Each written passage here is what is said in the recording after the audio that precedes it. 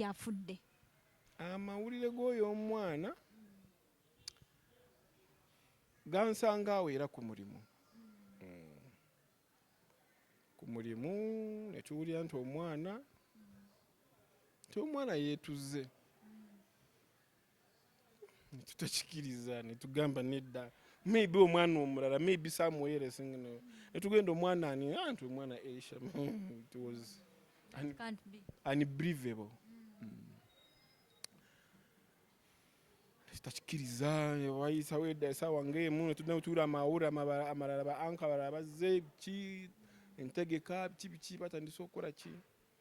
Ne twekuŋŋaanya ne twetegeka ne nfuna entambula ne tugenda ne tuziika gye baziika ewaabwe ekyotera. Okay. Omwana oyo bwe yali anatera okudda ku ssomero, omanyi bava batera okudda ku ssomero bajja mu saaluuni n'obayoyota then ne baddayo. Okusinziira nti bagamba, jjukira ku ssomero baali tebannamalayo yadde omwezi. Okusinziira nti bagamba nti omwana ono yeetuga lwa bazadde be butamuweereza miliyoni 2. Is there anything, kubanga gwe oli conscious teyeetuga, naye twagala kuprovinga, is there anything kye yali akunyumirizaako closure to that ekigamba nti nina lack weti oba bwekiti ne bwekiti yajjako ye mu saaluuni ng'adda ku ssomero? Omwana oyo ng'addayo yajja ku saaluuni ne tumusala enviiri.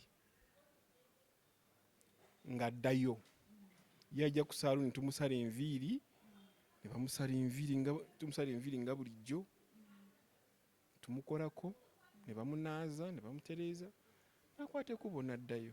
Naye conversation concerning nti ayina lack, nti ayina kikyalakinga, I don't think Elshama could lack. No. He is coming from a wealthy family, a strong family. A strong family. Because abazadde be Mukama yabawa.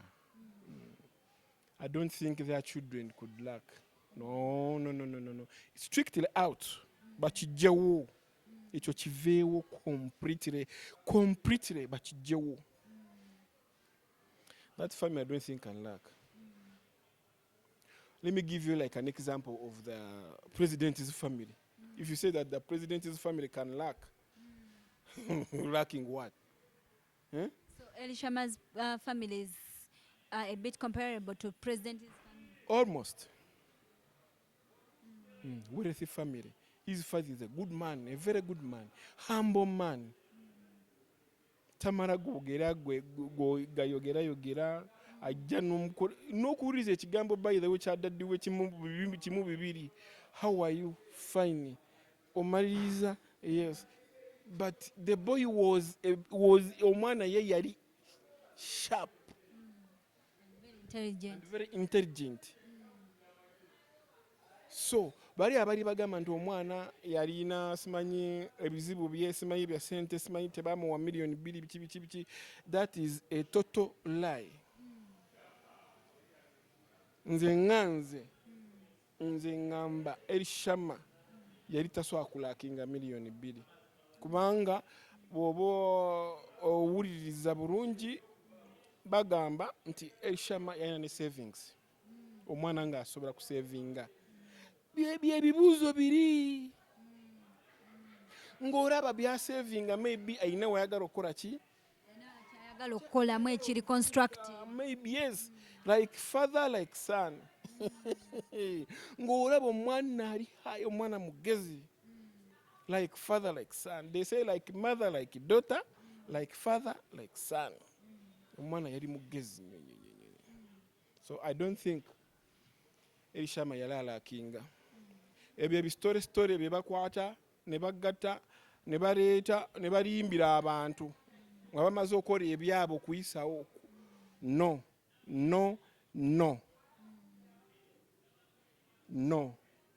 And we call upon the government, tukuba omulanga, tusaba owekitiibwa His Excellency the President of the Republic of Uganda, Mr. Yoweri Kaguta Museveni, to come and intervene in this family affair issue. because ffe tuli bantu. I'm sorry to talk about the party I support. Nachoka nkyogere. Ffe tuwagidde NRM bukya tuzaalibwa ndowooza. Bukya tuzaalibwa tuli ba yero. N'ebyambalo ebyaffe ebimu bya yero. N'ebimu ewaffe mu mitima gyaffe gya yero. So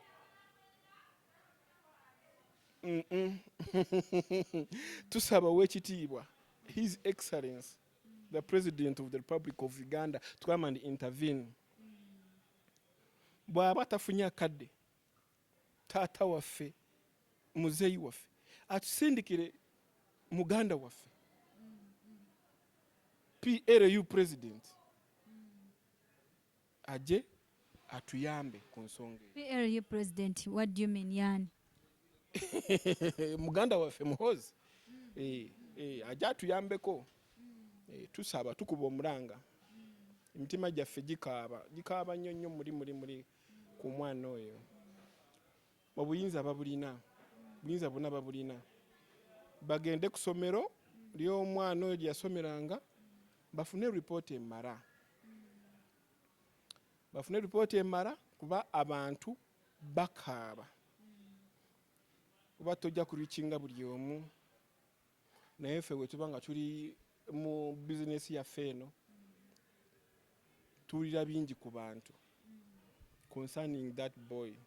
Naye bw'oba owulira nti emitima gikaaba nga gikaaba mulimu nga gikaaba. Yes, ne bagamba no, at least justice. So gwe omulanga gwe mbadde nkuba eri muganda waffe Kainerugaba Muhoozi. No, Oweekitiibwa His Excellency the President of the Republic of Uganda to come and intervene. Okay. Gwe ng'era owangaddeko n'omugenzi eyali awangaddeko n'omugenzi mboozi kize yali akunyumizaako oba akoze essomero nti oba nina mukwano gwange bw'ati tukola bwe tuti ku ssomero tuzannya bwe tuti is there any conversation concerning school gye yali akunyumirizaako? No. Ebyessomero tetwagenda deep mile that maybe bw'alaba ekintu ng'akyegomba ng'akubuuza. Bw'alaba ekintu ng'akyegomba ng'akubuuza. Eyo ndowooza ye mwana gye yali. Naye concerning the school, no. Okay. Kati Mwami Mugisha yogwa omu ku bantu abagenda ku vigil aba okuziika. Yeah. Omanyi abantu bazenga bagamba anko omwana kojja omwana yavaayo kyogerako yekka teriyo muntu mulala yenna amanyi ku mwana bitya. So twagala kumanya mbeera ki eyaliwo mu kuziika. Essomero lyasindika ku baana ba representative okujja okuziika kyali kitya?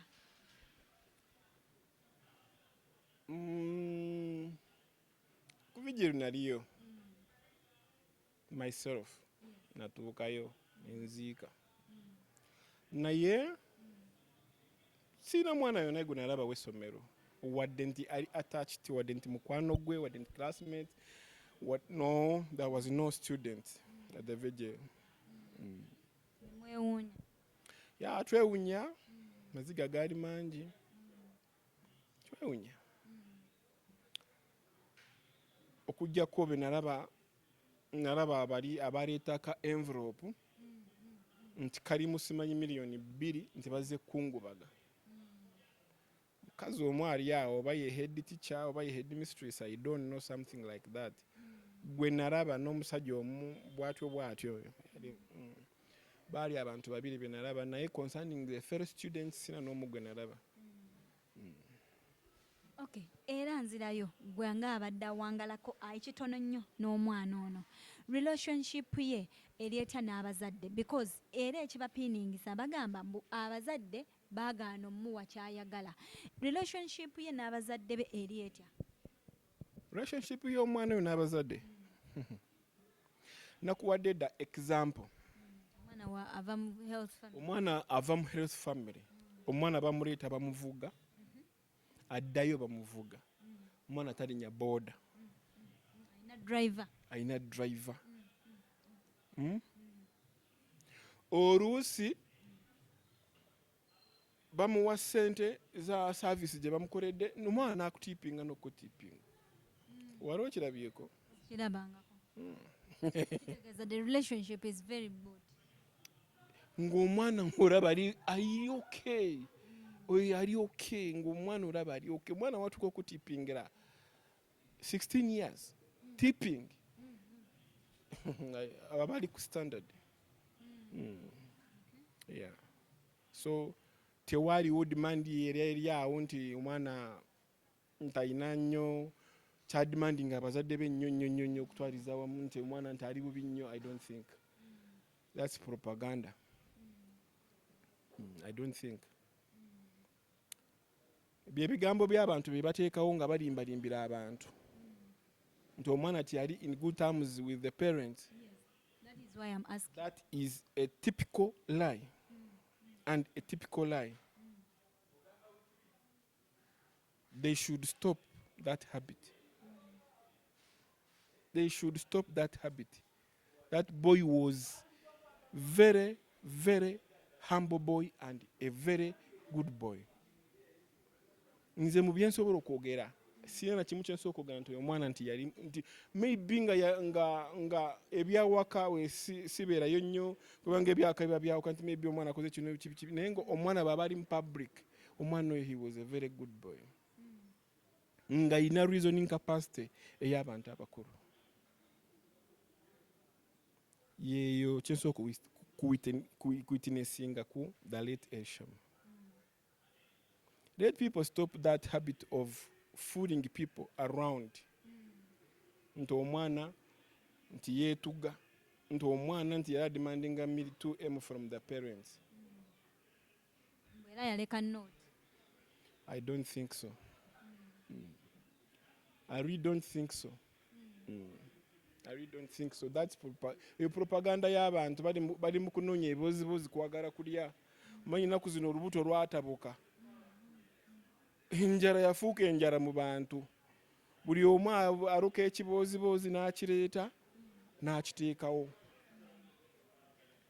Asobole okukola ki? Asobole okusanyusa olubuto lwe. Asobole okudda eyo n'anywa byanywedde n'aluka ebibozibozi eyo gye babeera eyo nga bali mu bibozibozi byabwe. Abo bonna abali nti beenyigira mu lukwe lw'okusaanyawo omwana oyo Mukama ajja basasula. Gwe ng'omuntu omukulu wali olabyeko omuntu eyeetuga? I've never seen it in my life. N'okiwulira kintiisa. Kintiisa era kinkuba wala. Nkitya nnyo sikiwuliranga. Yes, tubawulira naye era still. It does not sound good.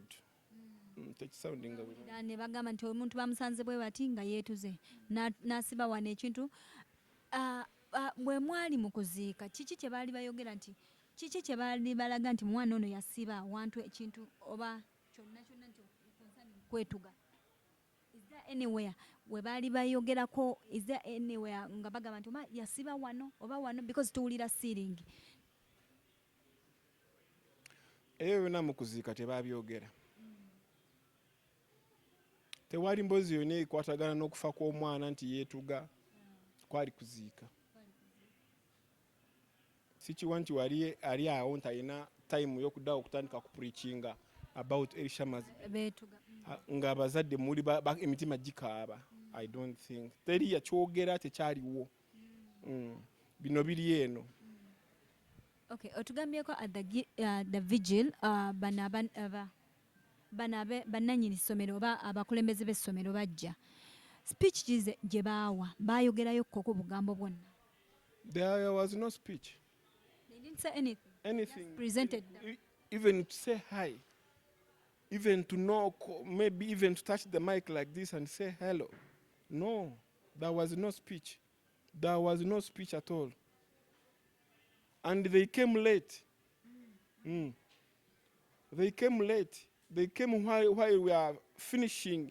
They came the time the last preacher, Mukristo, agenda kusaba esaala esembayo etwala might eri gye bagiteeka. That's the time they came. That's the time they came. Yeah. They came late.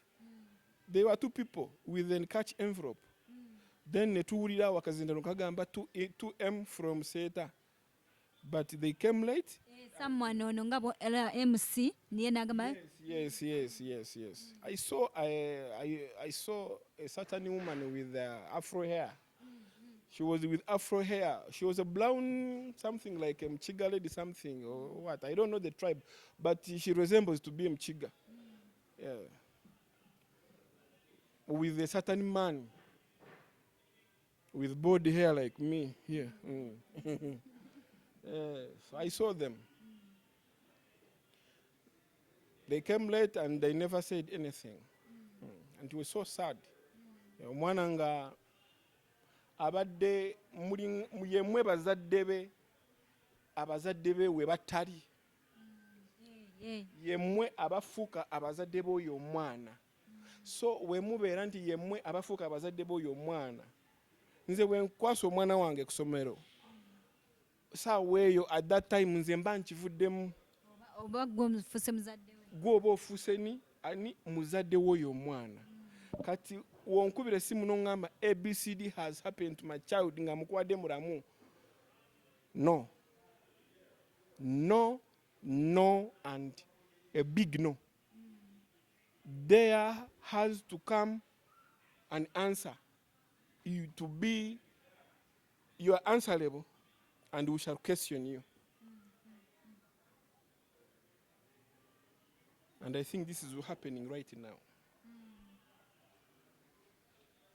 So that's all. Mukama nga tumali